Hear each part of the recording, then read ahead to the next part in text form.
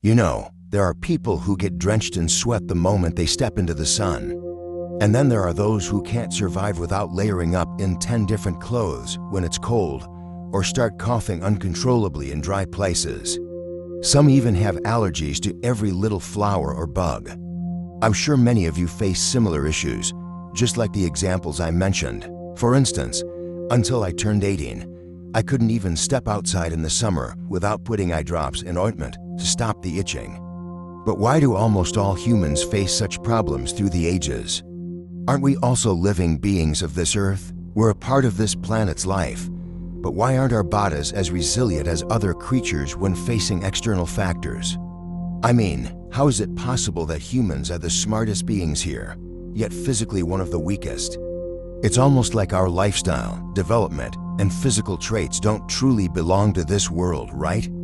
Interestingly, recent studies are starting to suggest that we might not actually be from here. For centuries, humans have been searching for answers about their existence and their place in the universe.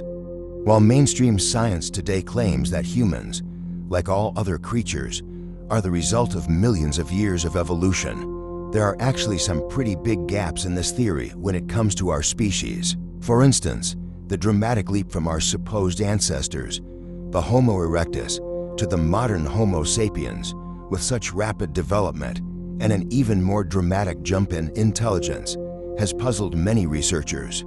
Some try to explain it by suggesting that cooking meat shortened the digestion process, allowing the brain to develop more. Others believe that a phenomenon called a collective consciousness leap might explain the difference between these two species, suggesting that it's more than just physical evolution. Theories like these keep piling up, but this remains an unsolved mystery. However, when we approach it with logic and science, a few serious questions begin to emerge. When we look at the physical traits of modern humans, some serious design flaws become immediately obvious. Take our spine. For example, it's not well structured to support an upright posture, which is why almost everyone deals with back pain or related issues. Another example is our extreme sensitivity to the planet's climate. Without protective clothing, most of us can't handle the sun's heat or the cold of winter, and you don't even have to be in the African desert or the Arctic. Even in a temperate country like ours, spending just one winter night outside without clothes could be fatal. Some claim that our bodies were once covered in fur, which later shed off. But honestly, that explanation has never made sense to me from the start. When you look at other animals, they don't lose their fur. It's designed to protect them from both cold and heat.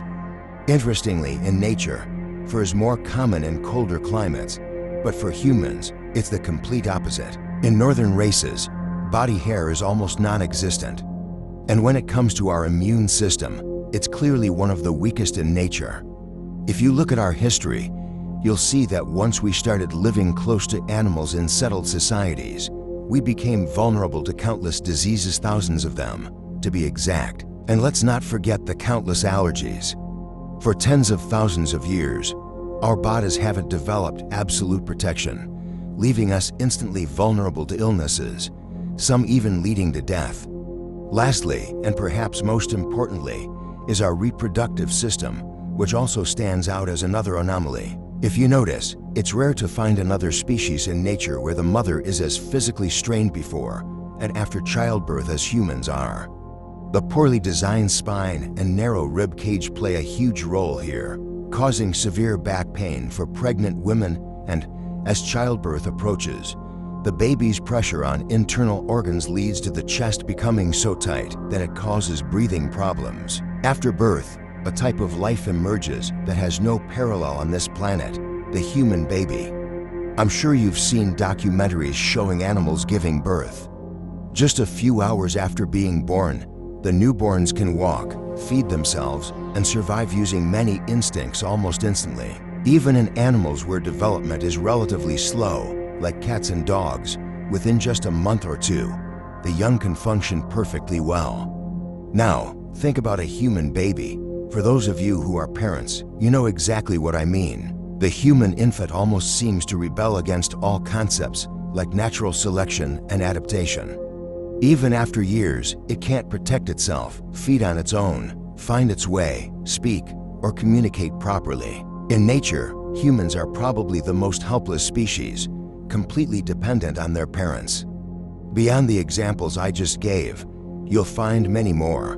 We're physically much weaker than other animals, have almost no night vision, our hearing is quite poor, and we constantly need food to survive. When you consider all this, it's no surprise that some scientists and researchers have asked, how can a creature, so weak compared to other species, go from barely making fire in a cave to now building colonies in space in such a short time? And this is where we start diving into the more mysterious aspects. This intriguing theory is becoming more popular as we discover more Earth-like habitable planets. According to it, scientists studying human design flaws suggest that humanity might have evolved on a planet with slightly less gravity, a stable climate, and fewer or much smaller predators compared to Earth. For whatever reason, it's thought that humans later came to Earth from that planet and started living here. While it might sound like science fiction at first, when you weigh the pros and cons, you realize that this theory holds almost the same level of plausibility as the evolution theory for humans on Earth. In fact, we've even discovered planets with such stable climates. These planets are usually tidally locked, meaning one side always faces the sun while the other remains in darkness. However, the twilight zone between the two offers an almost perfect habitat, not too hot, not too cold. Here, humans could survive without sunglasses or artificial lights, and the climate would be mild and fertile. In such environments, creatures usually don't evolve into large predators or herbivores. The growth into larger and fiercer forms is an evolutionary trait animals develop to adapt to harsh climates. In places without these conditions, humans could live just as they are now without sharp claws, super keen eyesight, or an acute sense of smell, much like our bodies today. When you consider all this, the possibility that humans came from another planet seems just as likely as the idea that we miraculously evolved on Earth alongside other creatures. Both scenarios appear to share an equal level of chance. However, the next theory is even more popular and seems more logical than both the evolution theory and the extraterrestrial planet theory I just mentioned, the ancient aliens theory. This is the one I personally believe in, and it answers almost all the questions we've discussed so far. The concept of extraterrestrial creators, introduced by Erich von Däniken's book Chariots of the Gods, has become one of the most popular creation theories today.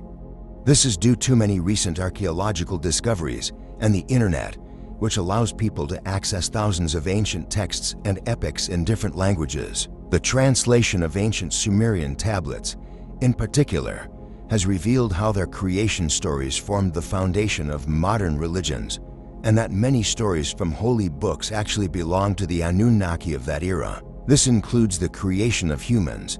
According to the ancient aliens theory, an advanced humanoid alien race arrived on our planet about 400,000 years ago to mine gold and established a colony here. The theory continues like this. As this advanced race began extracting Earth's rich gold deposits, they eventually decided to create a subservient slave race to take over the laborious work. The group's scientist, known as Enki, then took a primate species that we now call Homo erectus and combined it with their own genetic material, creating a hybrid species, humans.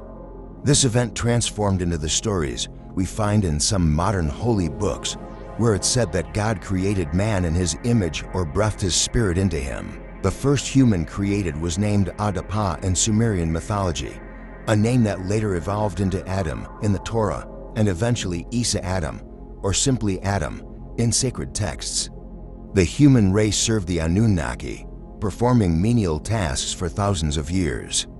Eventually, after a series of climatic events and devastating wars among the Anunnaki, they left Earth, leaving humanity to inherit the planet. According to the chronology, after this devastation, civilization restarted with the ancient Sumerians around 4500 BCE. Many experts argue that the sudden emergence of the Sumerians as such an advanced civilization can be explained by this theory. The ancient aliens theory continues to gain popularity because it aligns with religious stories and offers an explanation for how humanity could advance so rapidly in such a short evolutionary time frame. Many researchers specifically point to our undeniable obsession with gold, our physical struggles due to rapid evolution, and most importantly, our incompatibility with other living beings and Earth's natural cycles as evidence supporting this theory. No other naturally evolved species has brought such destruction to the planet in such a short time.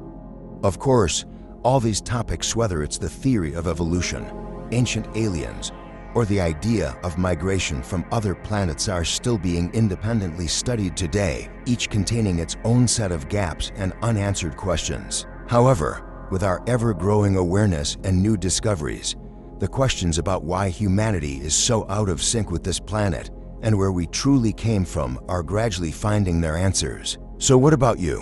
What's the most striking inconsistency you've noticed in yourself or those around you? Do you think humans are a natural part of this world, or is there something much deeper behind our creation? Join the discussion in the comments and see you in the next video. Take care.